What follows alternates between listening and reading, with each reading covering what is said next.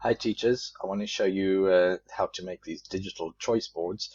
They are really cool, a lot of fun, and I think you'll have a lot of fun making them. I'm just going to show you, this is one I made for MY1. Now, it has these little elements on it. There's a link to ManageBack, there's a link to the school website, a link to Google form questions to answer that I had, and I'll just show you really something cool. So during the presentation, they don't have to present this. They could just look at the slideshow and do the links through the actual slideshow as well. I'll show you how that is done as well. So if you look at, I know some of the screen will be cut off here, but if you look at ManageBack, if they click on that, it'll take them to ManageBack. If they click on that, it'll go to the school website. But if they click on this, it will actually.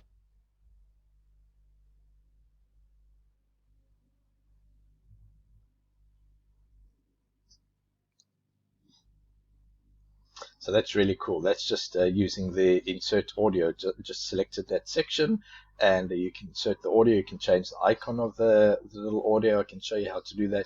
This, as I said, for example, goes to the school website. But you can see if they click anywhere else, usually on a Google slide, if they click, it advances to the next slide. But with this, it doesn't, and I'll show you how to do that as well. So that's really cool. So also I have another little example of a choice board here as well that I made. This is just make a choice. There's a virtual safari. There's a virtual field trip of Amazon rainforest. There's the Active Learn website. You can pretty much make these any links that you want. And then these are X's. So once they've done one of these activities, they just click and drag the X onto the activity. And I made it a little bit opaque so you can see through it. I can show you how to do that as well. So so that's really cool. So to make these these digital choice boards, as we call them. So I started with a template. I just created a template slide over here. I just inserted, I just went to insert, and I inserted a table. Just went to table, inserted the table. I just made it 3 by 3, but you could make it as big or as small as you want. And then with that table, you click on it, and you can change the color of the table, the color of the lines. So you can either fill it in. I just went to this is the border color here. I just made it 2 points, but you can make it as thick or as thin as you want. Just make sure you're selecting the whole table when you do that by clicking on the border of the table. Then just let's make it 4, for example. And so that will give you a nice looking table. And then what I did is this slide, I saved it, I downloaded it as a JPEG, and it's just this current slide. So you just go, you click on download, and then JPEG, and that will save it onto your computer. You can either save it onto your Google Drive or onto your computer as an image. And then what I did is in another slide, I just simply imported that image as a background. So that's what I did on this slide here. So that those grids, it's a background. So it's a template. So it can't be moved around because children are going to be clicking on this. So or you can make it so that they can't click anywhere on the slide. I'll show you how to do that. So so basically what I did, then I just found the images. I just say I want an image there. So and this by the way is a word art. You just simply click insert and then word art, because with word art you can actually change the color and change the outline by just clicking these icons here. If I wanted a different color, I just click on fill. Maybe I wanted that blue color or whatever. I'll just keep it that orange, nice and bright. And then just a contrasting color for the border. I like it that red color. So that you can do with word art. So it's just not simply a text box. It's inserting word art. And then with these, I just simply inserted images. So for example, if I want another virtual safari, let's just go here, insert image, and I'm going to search the web. let's just, I'm going to do a virtual safari of a zoo. So we just click here, zoo, and we'll see what images Google finds for us. So these are all filtered already, free to use. So let's just say this one that we like. I'm just going to click on that and then click insert, and then it will insert it into my slide. Obviously it's very big, so you just resize it according to the size you want. I'm going to put it into that box there. You can have a heading if you want, but for this I'm just going to leave it for now. So now I will go to YouTube, and then we'll do YouTube. Have got actually, that's where I got these videos from. Well, it was just videos of virtual field trips of that was a virtual safari field trip, that was a virtual rainforest. So as I said, we go to YouTube, and you just do a search for virtual field trips from your YouTube channel. I think I already did one before, so that should pop up. So, and then you'll just copy the link and insert it. I can show you how to do that. While we're waiting for the YouTube to come, I will show you how to make it so that nothing else can be clicked on the slide. So basically what you can do is, because sometimes if you click on a slide in Google Slides, it will advance to the next slide. So for this, so if you don't want your slides to be advancing, you will insert a shape. I just like insert a rectangle. So you'll fill up your whole slide, because that will sort of protect it, and you'll see it will be filled, but you can change that fill. So while it's still like that, while you can still use it, so this slide, you're going to make it so that if you click on it, it stay on that slide. So we're going to make that whole rectangle a link to itself. So you just click link slides on this presentation. So this is slide number 4. Oh, we can't actually see it, so I've got to actually do that again, because we need to move down so that you can see this is slide 4. So it is in the list, we just can't see it on the page here. I might have to make my page a little bit smaller so that we can actually see that. So we want the link, so we're going to create the link. You can either right click and choose a link, or you choose the link from this little icon here. So make sure the whole square is chosen, or the whole rectangle at least is chosen. I'm still busy resizing here. So we go to slides in this presentation, slide 2. Wait, I still can't see it all. So you'll see it will be slide 4. So we choose slide 4, and in that way, just that slide, this whole thing, the shape you put on here, will be a link to itself.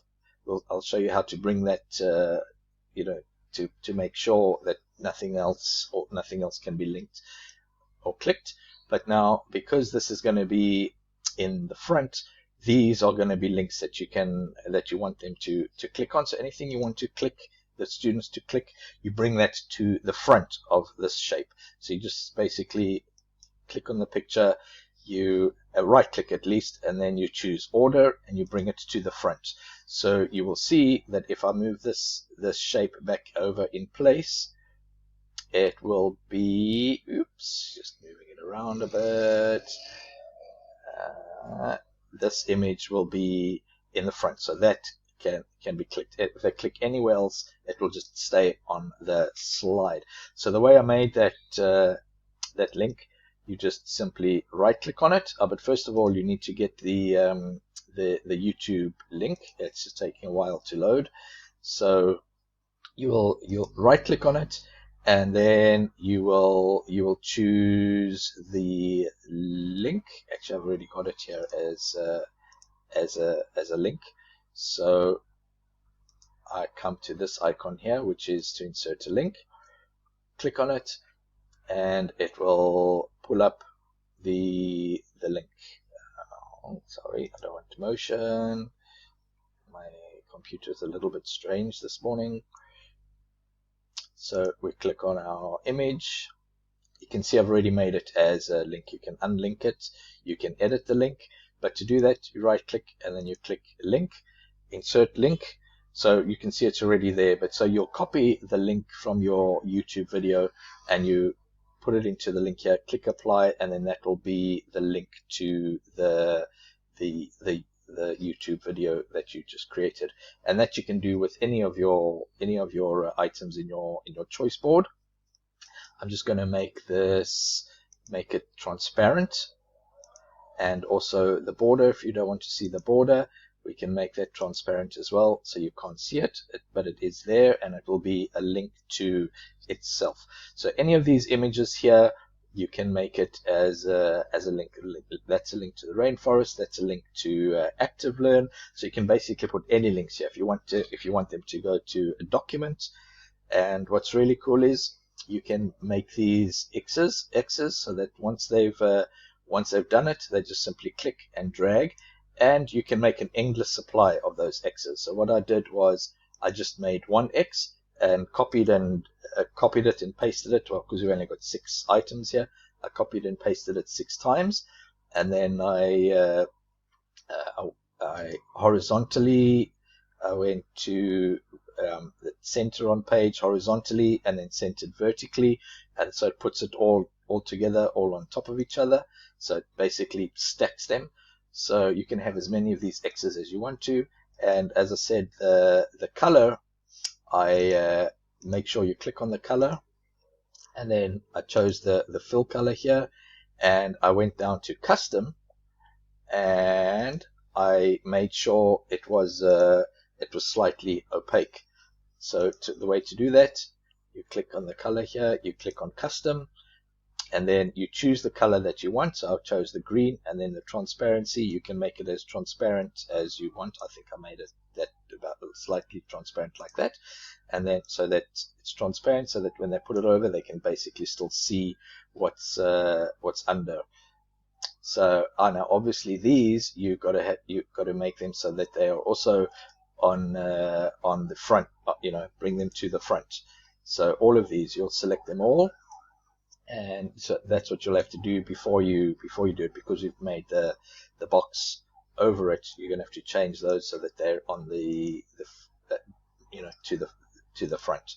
So so that's basically how you make these digital choice boards. It's all about giving the students a choice, giving them a selection of different activities, creating links. You can use the little icons. You can put the text. You can make links.